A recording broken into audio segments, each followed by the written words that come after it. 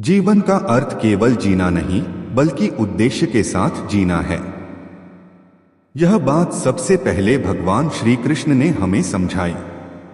जब अर्जुन रणभूमि में खड़ा था, उसके हाथ कांप रहे थे, मन भ्रमित था, तब श्री कृष्ण ने गीता का वह दिव्य उपदेश दिया जिसने न केवल अर्जुन को बल्कि आने वाली पीढ़ियों को भी जीवन जीने की सच्ची कला सिखाई। एक कर्तव्य ही सबसे बड़ा धर्म है। कृष्ण कहते हैं, कर्मण्येवाधिकारस्ते मा फलेषु कदाचन, अर्थात तेरा अधिकार केवल कर्म करने में है, फल में नहीं। इस एक वाक्य में पूरा जीवन छिपा है। आज हम सब परिणाम के पीछे भागते हैं, पैसा, सफलता, प्रसिद्धि, मान सम्मान। लेकिन श्री कृष्ण कहते हैं कि सफलता अपने आप मिलेगी अगर कर्म सच्चे दिल से किया जाए। जब इंसान फल की चिंता छोड़ देता है तो उसका मन शांत हो जाता है, और जब मन शांत होता है तब निर्णय भी सही होते हैं। जो अपने काम को पूजा समझकर करता है वही असली विजेता बनता है। 2. मन को जीतना ही असली विजय है। कृष्ण कहते हैं, उद्धरेदात्मनात्माननात्मानमवसाद्ये, अर्थात मनुष्य को स्वयं अपने द्वारा ही उठना चाहिए, अपने को नीचे गिराना नहीं चाहिए। जीवन में सबसे बड़ा युद्ध दूसरों से नहीं, स्वयं से होता है। अगर मन कमजोर है तो छोटी छोटी असफलताएं भी हमें तोड़ देती हैं, लेकिन जिसने अपने मन पर विजय पा ली उसके लिए कोई भी बाधा बड़ी नहीं होती। कृष्ण कहते हैं, मन ही मनुष्य का मित्र भी है और शत्रु भी। इसलिए अपने विचारों पर नियंत्रण रखो, क्योंकि विचार ही तुम्हारी दिशा तय करते हैं। 3. हर परिस्थिति में संतुलन बनाए रखो। जीवन में सुख दुख, लाभ हानि, सफलता असफलता सब आएंगे। कृष्ण कहते हैं, समत्व योग उच्यते, अर्थात संतुलन ही योग है। जब हम किसी स्थिति में संतुलित रहते हैं तब हमारे निर्णय सही होते हैं।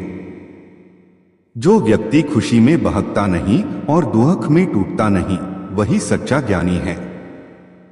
यह संतुलन केवल साधना या ध्यान से नहीं आता, यह आता है जब हम अपने अहंकार को छोड़ते हैं। कृष्ण हमें सिखाते हैं कि हम जो कुछ भी हैं वह ईश्वर की देन है, इसलिए हर स्थिति में आभार व्यक्त करो। 4.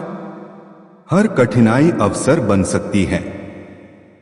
महाभारत के युद्ध में अर्जुन को लगा कि यह सबसे बड़ा संकट है, लेकिन वही युद्ध उसके जीवन का सबसे बड़ा अवसर बन गया, क्योंकि वहीं से वह साधारण योद्धा से महानायक बना। कृष्ण का यही संदेश है, जो संकटों में अवसर देखता है वही सफल होता है। अगर तुम्हारे जीवन में कठिनाइयां आ रही हैं तो समझो कि ईश्वर तुम्हें मजबूत बना रहा है। हर समस्या तुम्हें कुछ सिखाने आई है। भागो मत, सामना करो, क्योंकि जब तुम डर को देखोगे वही डर समाप्त हो जाएगा। 5. भरोसा रखो, जो होता है अच्छा ही होता है। कृष्ण बार बार कहते हैं, जो हुआ अच्छा हुआ, जो हो रहा है अच्छा हो रहा है, जो होगा वह भी अच्छा ही होगा। यह वाक्य हमें सिखाता है कि जीवन में जो कुछ भी घटता है वह किसी न किसी कारण से होता है। कभी हम समझ नहीं पाते कि क्यों कुछ चीजें हमारे अनुसार नहीं हो रही, पर समय के साथ पता चलता है कि ईश्वर ने जो किया वह हमारे भले के लिए ही था। कृष्ण हमें सिखाते हैं कि जब तक तुम्हारा मन ईश्वर पर विश्वास रखता है तब तक तुम्हें कोई नहीं हरा सकता। 6. स्वार्थ छोड़ो, सेवा अपनाओ। कृष्ण का जीवन केवल उपदेश नहीं बल्कि सेवा का उदाहरण है। उन्होंने कभी अपने लिए कुछ नहीं चाहा। उन्होंने हर बार दूसरों के लिए कार्य किया, चाहे पांडवों के लिए या गोपियों के लिए या अर्जुन के लिए। उन्होंने यह सिखाया कि सच्चा सुख दूसरों की भलाई में है। जब तुम दूसरों के जीवन में प्रकाश फैलाते हो तो तुम्हारा अपना जीवन भी प्रकाशमय हो जाता है। 7 सच्चा प्रेम त्याग में है, नहीं स्वार्थ में। कृष्ण और राधा का प्रेम आज भी दुनिया का सबसे शुद्ध प्रेम माना जाता है। वह प्रेम बिना किसी अपेक्षा के था। कृष्ण कहते हैं, जहां प्रेम है वहां भगवान है। आज के समय में प्रेम का अर्थ बदल गया है। लोग लेने की सोचते हैं, देने की नहीं। परंतु कृष्ण सिखाते हैं कि प्रेम का अर्थ है देना, त्याग करना, बिना शर्त प्रेम करना। जब हम किसी से बिना स्वार्थ प्रेम करते हैं तब हम ईश्वर के सबसे करीब होते हैं। 8 भय को छोड़ो, ईश्वर तुम्हारे साथ है। अर्जुन जब युद्ध से डर रहा था तब कृष्ण ने कहा, मां शुचः न भयभीत हो, मैं तेरे साथ हूं। यह वचन हर इंसान के लिए है। जब तुम्हें लगे कि सब कुछ खत्म हो गया, जब तुम्हें लगे कि कोई साथ नहीं, तब यह याद रखना, श्री कृष्ण तुम्हारे साथ हैं। वे कहते हैं, तू चल कर्म कर, मैं तेरे साथ चल रहा हूं। भय मन का भ्रम है, सच्चाई यह है कि ईश्वर हमेशा हमारे पास है। और जब यह विश्वास जाग जाता है तब भय स्वयं मिट जाता है। 9 सच्ची सफलता भीतर की शांति में है। आज के युग में लोग बाहरी सफलता के पीछे भाग रहे हैं, लेकिन श्री कृष्ण कहते हैं, जो मन की शांति पा लेता है वही सबसे बड़ा विजेता है। पैसा, पद, प्रसिद्धि सब अस्थाई हैं, पर मन की शांति वही स्थायी सुख है।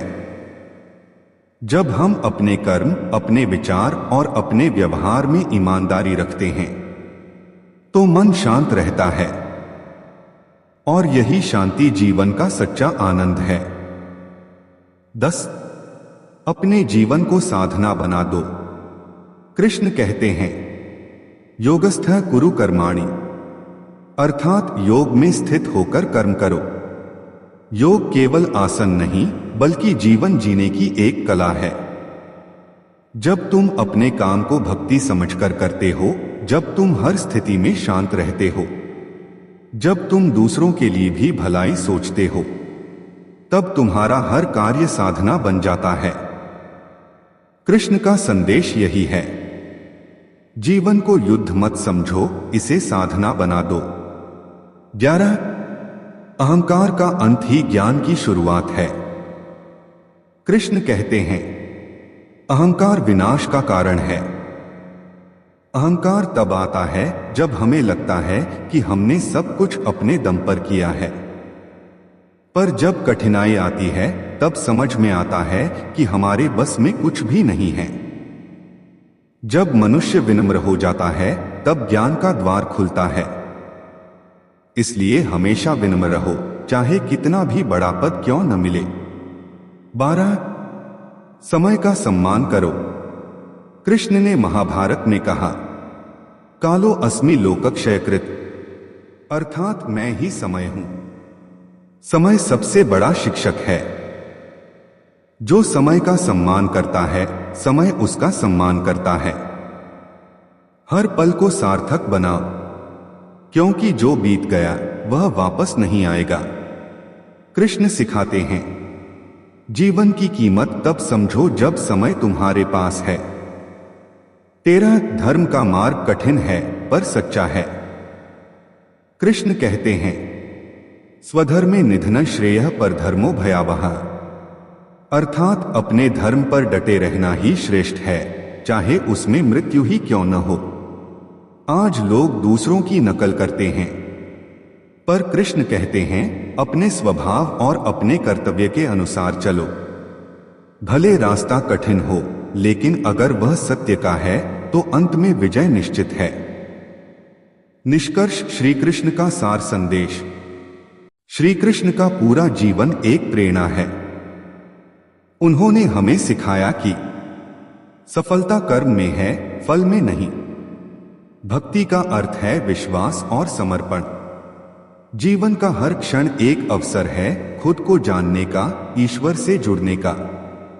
जब हम श्री कृष्ण के उपदेशों को अपने जीवन में उतार लेते हैं, तब जीवन का हर क्षण आनंदमय हो जाता है। फिर ना असफलता हमें तोड़ पाती है, ना सफलता हमें अहंकारी बनाती है, क्योंकि तब हम समझ जाते हैं मैं कुछ नहीं, सब कुछ वही है श्री कृष्ण। जय श्री कृष्ण। जो कर्म को भक्ति बना लेता है, उसका हर दिन एक यज्ञ बन जाता है।